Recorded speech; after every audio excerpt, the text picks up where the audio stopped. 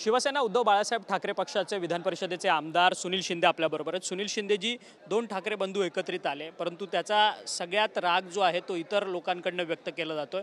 निशिकांत दुबे जे भाजपचे खासदार आहेत ते मात्र म्हणतात की मराठी सक्ती जी आहे, मराठी सक्ती ज्या पद्धतीने करतायत त्या पद्धतीनेच तुम्ही उर्दू किंवा तामिळ भाषेतल्या लोकांना मराठी बोलायला भाग पाडा, उत्तर भारतीयांवरतीच का ही सक्ती तुम्ही लादताय असा सवाल ते उपस्थित करतात।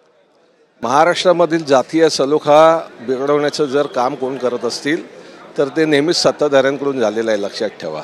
आता निशिकांत दुबे त्यांच्या उत्तर प्रदेशात बसून या ठिकाणच्या राजकीय परिस्थितीबद्दल बोलत असतील तर ते खरं म्हणजे सत्ताधारी पक्षाचं दुर्दैव आहे। त्यांनी त्यांच्या लोकांना या गोष्टीची जाणीव करून दिली पाहिजे की जबाबदारीने बोला। आपल्या एखाद्या बेताल वक्तव्याने इकडचा जातीय सलोखा या ठिकाणी त्याच्यामध्ये बाधा येऊ शकते, जातीय सलोखा बिघडू शकतो। आता आपण खासदार राहिलेले आहेत की आपण सर्वसाधारण नागरिक नाही आहे, त्याच्यामुळे आपल्याला या सगळ्या गोष्टीची जाण पाहिजे। परंतु खालच्या स्तरावरती जाऊन कुठेतरी त्यांच्याकडनं टीका केली जाते। ते म्हणतात की आमच्या पैशांवरती तुम्ही जगता अशा पद्धतीने एक भाषा, उर्मीची भाषा त्यांच्याकडनं वापरली। त्यांचा उर्मटपणा असेल तर तो कोणाच्या पैशावर कोण जगते हे त्यांनी त्यांच्या इकडच्या लोकांना येऊन विचारावं। तिथे बसून वल्गना करण्यात काय अर्थ आहे? परंतु सातत्यानं या भाजपच्या नेत्यांकडनं ह्या सगळ्या वक्तव्य येतात। आशिष शेलार सुद्धा भाजपचे मुंबईचे अध्यक्ष आहेत।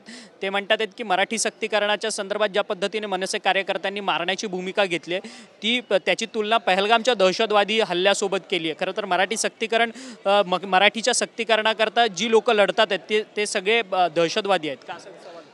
बघा, ह्या सगळ्या वक्तव्यांबद्दल आमच्या प्रवक्त्यांनी योग्य त्या तऱ्हेने काल प्रतिक्रिया दिलेली आहे। या सगळ्या गोष्टीचा निषेधही केलेला आहे।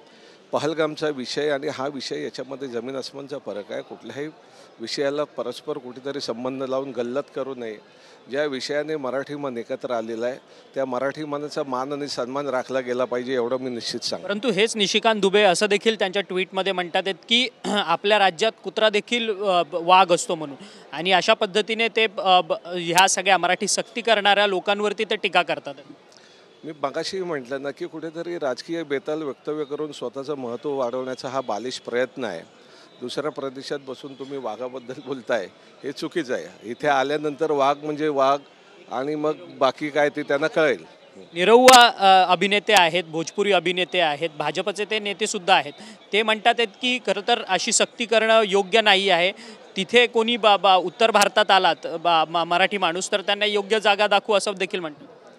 एक लक्षात ठेवा, आम्ही एकत्र आलो याचा अर्थ आम्ही कोणावर जोर जबरदस्ती केली का? आम्ही एकत्र आलो याचा अर्थ आम्ही कोणाला हाकलून लावलं का?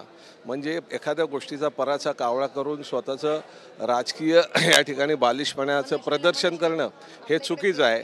खरं म्हणजे आता त्यांची दखल घेण्याचीही गरज नाही, परंतु ते बोललेले असतील तर योग्य वेळी त्यांना महाराष्ट्रातील जनता त्यांनाही धडा शिकवेल। धन्यवाद, तुम्ही आमच्याशी बातचीत केली। सुनील शिंदे म्हणतात की योग्य वेळी या सगळ्या लोकांना धडा जो आहे तो शिकवला जाईल असं सूचक विधान जे आहे ते आमदार सुनील शिंदे यांनी आपल्याशी बोलताना व्यक्त केलं। व्हिडिओ जर्नलिस्ट मनीष विचारेसह अक्षय मंकणी, TV9 मराठी, मुंबई।